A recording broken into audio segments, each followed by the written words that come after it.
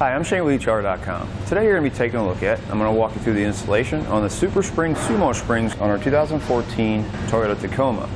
Springs are designed to work with your factory leaf springs to give you more support when carrying loads and to make you, as the driver, much more comfortable when you're hauling that load.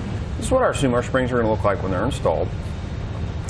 You can see the difference here between our new spring and our factory bump stop or jaunt stop. If you notice with our factory one, there's a large gap between here, between the top here and our frame rail. With our factory ones, what happens is when you're turning a corner or going over a bump, the body wants to do this because it's filling up this gap. With our new ones installed, we don't have a gap, so we're already making contact with that spring. It's really going to reduce how much body roll and sway we get when turning corners or going over bumps. And what they do is, since it's touching our frame rail, as it compresses really soft at first, and the heavier the load, the stronger that compression or the stronger that spring activates. So it's going to take up a lot of that extra movement you get with your factory one. When comparing these to like airbags, with airbags, when you install them, although they're nice and they work well, they could potentially create problems because you have air flowing into the bag. So over time your bags could wear out, anywhere your hoses are going into your fittings, they could leak, and you constantly have to monitor the air. If you have air in them when you're not loaded, it makes for a very uncomfortable ride. So you have to let that air out each time you unload your truck. With these, you don't have to do anything. You put them in and it's going to make your ride comfortable even when you're not loaded. They're going to have a 1,500 pound weight capacity. In saying that, you don't want to exceed the truck's total weight carrying capacity. And that's pretty much going to be for the rear axle and towing. So just keep that in mind.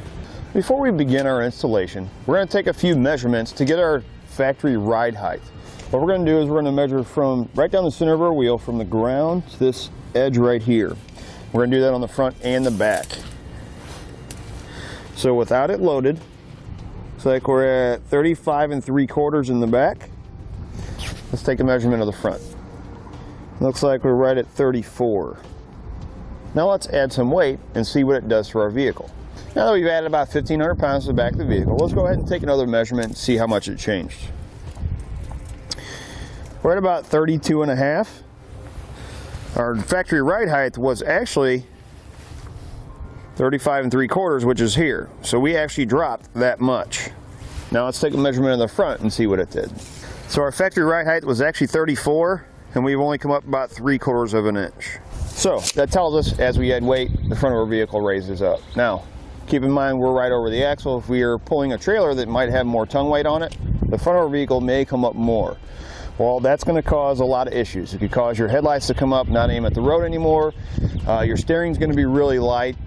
It's going to affect your braking because most of your braking in a vehicle is on the front. Your back brakes just assist your front one. So if those wheels are up off the ground, or at least not touching the ground as much, you're not going to get as much braking power out of the front, which can be dangerous. It's going to cause unnecessary wear and tear on your tires because when your vehicle raises up, those tires will turn in like this, and then you're just running on edges. You're going to put unnecessary wear and tear. It's going to cost you money later on. Now, what does it do to the back of the vehicle? Well, when you put weight on, whatever your suspension can't handle, your axle has to make up for it. So that's going to put unnecessary wear and tear not only on your suspension, but on your axle, and it's going to cost you more money later on down the road. Now that we've added our springs, same amount of weight, let's go ahead and take another measurement. With our new springs, same amount of weight, we're at 34 3/4. So it actually only dropped our vehicle about an inch in the back. So that tells us that our new springs are working the way they're supposed to.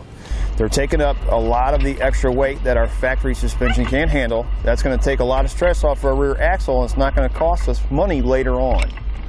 Now let's go ahead and take a measurement of the front. Looks like we're still at 34 3/4, which is what it was before we had our springs installed. So that's telling us that these springs are going to be designed for light duty hauling. These aren't adjustable, so we're not going to be able to pick up that back end like you could with an airbag. But that being said, these are going to be designed to make your ride more comfortable because you're not going to have to put any air in them or take any air out. We don't have to watch the adjustment. We don't have to replace anything. You put them in and you leave them. They're going to make your ride when you're unloaded comfortable, as well as the ride comfortable when you're loaded. Now that we've gone over some of the features, let's show you how to get it installed. First thing you want to do is remove your spare tire. It's going to make it a little bit easier for your installation. Now, I have this on a stand. I'm also using this kind of a stand to separate my axle from my frame rail. If you're doing it at home, you can use jack and regular jack stands. What you want to do is you want to jack up the vehicle, put your jack stands under each frame rail to get your axle to drop. You want space in between there for the new SumoSprings. The next thing we're going to do is we're going to take a 3/4 inch socket.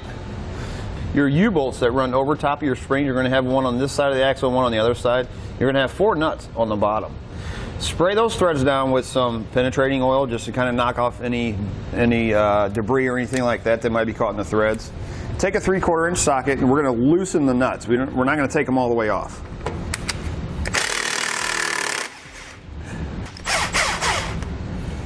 Like that.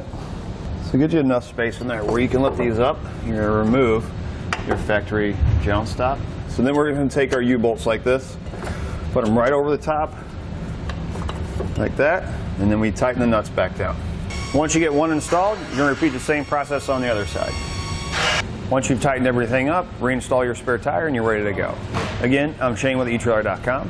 I hope this video has helped you whether you're still deciding or during the installation process on your SuperSprings SumoSprings for your Toyota Tacoma.